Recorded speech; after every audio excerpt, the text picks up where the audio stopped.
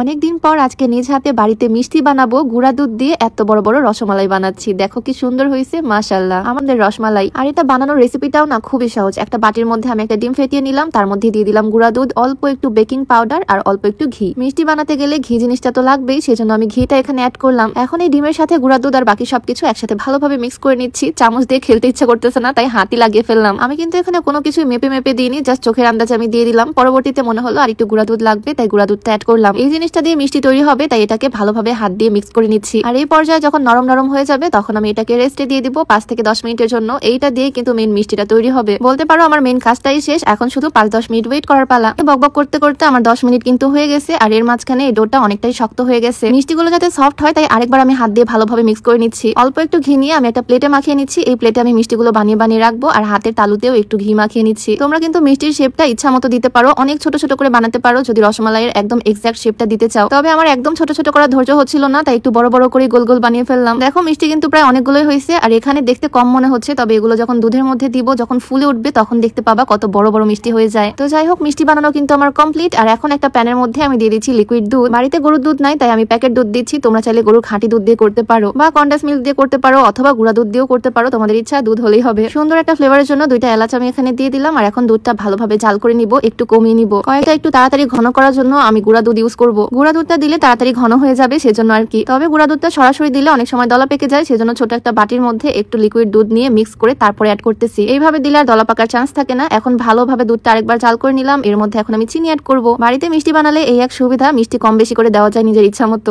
এখন আমি মিষ্টিগুলোকে এই দুধের মধ্যে ছেড়ে দিব, আর দেখবে একটু পরে ম্যাজিক, ছোট ছোট মিষ্টিগুলো কত বড় হয়ে যায় ফুলে, আর কত সুন্দর লাগে দেখতে। এখন আর কোনো কাজ নাই, এখন শুধু নাড়াচাড়া করবো আর ম্যাজিক দেখবো মিষ্টিগুলো কতটা ফুলে উঠছে আর কত সুন্দর লাগতেছে এখন দেখতে। আস্তে আস্তে কালারটাও চেঞ্জ হচ্ছে। একদম লো হিটে দিয়ে জাস্ট 1 মিনিটের জন্য আমি ঢাকনা দিয়ে রাখবো, আর তারপরেই দেখো ম্যাজিক, মিষ্টিগুলো এখন দেখতে কত সুন্দর লাগতেছে মাশাআল্লাহ। আরো ছোট ছোট শেপ করে দিলে মিষ্টিগুলো আরো ছোট হতো। এগুলো চাইলে লম্বাটে শেপ করেও দেওয়া যায়, নিজের ইচ্ছা মতো করা যায়। যেহেতু নিজ হাতে বানাচ্ছি, নিজের মন মতো করে বানানো যাবে। গন্ধটাই এত সুন্দর আসতেছে বলার বাইরে। আজকে আমার মিষ্টি খেতে ইচ্ছা হয়েছিল, আর একদম মন ভরে আজকে খাবো। এই পর্যায়ে খাওয়ার জন্য একদম পারফেক্ট। তবে আমি দুধটা আরো ঘন চাচ্ছিলাম, সেজন্য আরেকটু সময় নিয়ে জাল করছি। আর এই হচ্ছে আমার মিষ্টির ফাইনাল লুক। এলাচ দিয়েছি, এলাচের বীজগুলো একদম ছড়িয়ে গেছে, খুব সুন্দর একটা স্মেল আসতেছে। আর এটা দুধটাও হয়েছে একদম ঘন ক্রিমি। সত্যি বলতেছি, গুঁড়া দুধের এই মিষ্টিটা না অনেক মজা হয়। তোমরা চাইলে একদিন বাড়িতে বানিয়ে ট্রাই করতে পারো। তো আজকের ছোট এই ভিডিওটা কেমন লাগলো অবশ্যই কমেন্টে জানিও। দেখা হয়ে যাবে নতুন কোনো ভিডিওতে। সবাইকে আল্লাহ হাফেজ, আসসালামু আলাইকুম।